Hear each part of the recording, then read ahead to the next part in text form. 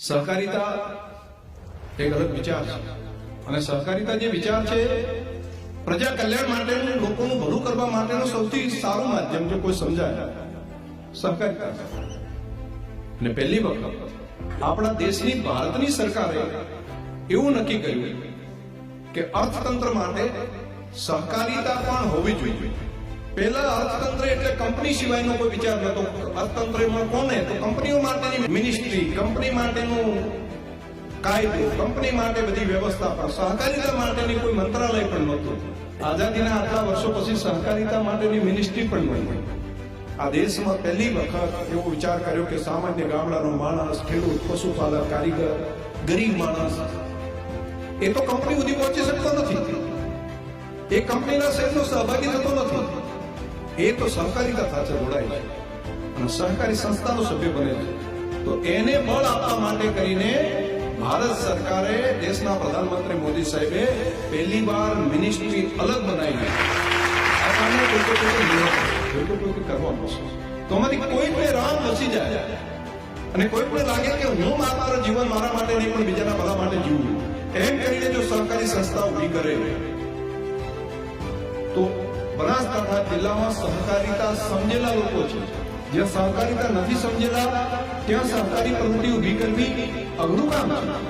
અહીંયા કરી શકાય. તમે શું કરી શકો? ખેડૂતો છે એ ખેતીના બધા પાકમાં વેલ્યુ એડિશન કરી શકે. મગફળી છે તેલ બનાવે, રાયડું છે એમાંથી ઓઇલ બનાવે, કપાસ છે તો એમાંથી કોટન માટેની વ્યવસ્થા કરે, એમાંથી જીનિંગ કરે, વિવિંગ કરે, ફાઈબર બનાવે, ફેશન ડિઝાઇન સુધી કોઓપરેટિવને લઈ જઈ શકે. જો એક જીવન પોતે નક્કી કરે ને આમાં 100% સફળતાની ગેરંટી છે.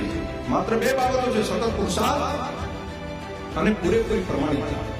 પૂરી પ્રમાણિકતા અને પૂરો પુરુષાર્થ, જો બે વાત સાથે કામ કરે તો કોઈ પણ વ્યક્તિને સંકલ્પ હું કરું છું તો સંકલ્પ સફળ થાય ન થાય. બીજું એક સહકારિતાનું કામ છે આઈટી સેક્ટર. હવેનો ટેકનોલોજીના સમયમાં કોઈને મોબાઈલના આટલા બિલ ભરવો પોસાશે. આ સમયમાં મોબાઈલનો ખર્ચો કઈ રીતે ઘટાડી શકાય એ માટેની કોઓપરેટિવ સંસ્થા જો બનાવી શકાય તો આનું વોલ્યુમ ગણતરીના વર્ષોની અંદર ઘણું મોટું બની શકે. આના પછીનો તરત જ આવશે આઈટી, પછી એઆઈ. અને એઆઈમાં બધા કામ માટે લોકો એના ઉપર આધારિત થઈ જશે.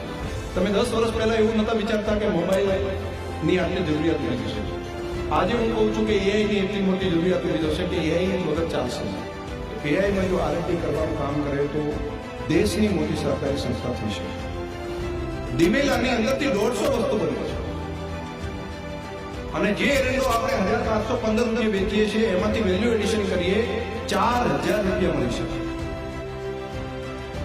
એમાંથી જે બળની મોનોપોલી છે, દુનિયાની અંદર માત્ર ગણતરીના દેશોની અંદર એરંડા થાય છે અને એરંડા વગર ચાલે એમ નથી આખા વર્લ્ડને.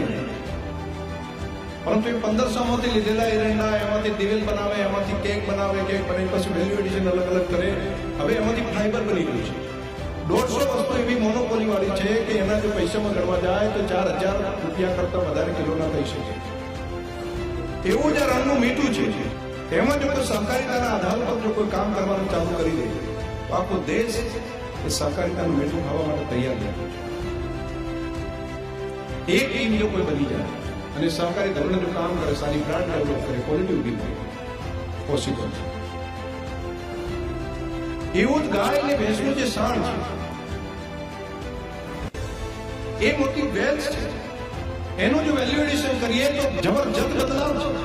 આપણે એક પંપ કર્યો છે ડેરીના માધ્યમથી, બીજા નવા 3 ચાલુ કરી દીધા છે. આ વર્ષમાં 4 ચાલુ થશે. ગેસ પણ બનશે, જમીનની ગુણવત્તા સુધરશે અને છાણના પૈસા મળશે. આ સહકારિતાથી કરી શકાય. એવું જ દેશી ગાય માતાનો ગૌમૂત્ર છે. એનું જો વ્યવસ્થા ઉભી કરીએ તો એમાં એટલા તત્વો છે કે ખાતરની આખી ફેક્ટરી અથવા જંતુનાશક દવા બહારથી લાવવાનું બંધ કરી શકાય એટલી તાકાત એમાં છે. આ ગાડીઓ વેચવાનું કામ છે ને, રિસેલ કરવાનું, એમાં સહકારિતા રહેશે. ટ્રેક્ટરનું રિસેલ માટેની ઓનલાઈન એપ કરો તો વ્યવસ્થા થાય. દરેક ક્ષેત્રની અંદર તમે સહકારિતા કરી શકો. દરેક લોકો 100% સહકારિતાના ધોરણે જો કામ કરે તો ખેતી પણ સહકારિતાના ધોરણે કરી શકાય. એક ગામ જો નક્કી કરે કે આપણે સીધા કાઢી નાખવા, બધી જમીન ભેગી કરી દેવી, ખાલી સડગુલા પણ કાઢી નાખવાના. આખા ગામની ખેતી આજે મળે છે એના કરતા 10 થી 20% નફો વધારે મળે. ગાયો ભેંસોના તબેલામાં પણ એવું કરી શકાય. એક ઇન્ડિવિજ્યુઅલ છે, 4-4, 5-5 જણા ભેગા થઈને વ્યવસ્થા કરી શકાય. બ્રીડિંગનું કામ જો કોઈ સહકારી ધોરણે કરે તો એકલા પંજાબનો ધંધો દર વર્ષે 2,500 કરોડ કરતા વધારાનો વાછડીઓ આપવાનો છે. દર વર્ષનો 2,500 કરોડ રૂપિયા આ બનાસકાંઠા કરી શકે. સારી બ્રીડની વ્યવસ્થા અમે કરી આપીએ. યુવાનો સહકારી ધોરણે અથવા નાની નાની મંડળીઓ બનાવીને જો બ્રીડિંગનું કામ કરે. આપણે ત્યાં જે ડોઝ આવ્યા છે એ 50 લીટર દૂધ HF ગાય રોજનું આપી શકે એવી ગાયના ડોઝ આપણી પાસે પહોંચી ગયા છે. અહીંયા બનાસની અંદર 50 લીટર વાળી ગાયો અહીંયા પહોંચી છે અને દેશી ગાય છે પણ 23 થી 30 લીટર દૂધ આપણી થઈ શકે એ ડોઝ આપણી પાસે છે. આવી ઓપોર્ચ્યુનિટી ભારતના કોઈ જગ્યાએ નથી.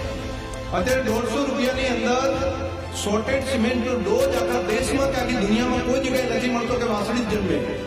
અને આ ઉત્તરાયણના છેલ્લા દિવસે અહીંયા 2 મશીન આવી જશે કે જે ડોઝ આપવામાં આવે એની અંદરથી વાસળી જ જન્મે, પાડી જ જન્મે 90% જેટલી. એ પહેલો જિલ્લો જેના 700-800 રૂપિયા બહાર ઓપન માર્કેટમાં હોય એ આપણને 100-150 રૂપિયાની અંદર મળશે. આ સહકારિતાને કારણે છે. આ વ્યવસ્થા અહીંયા ઊભી કરી શકાય.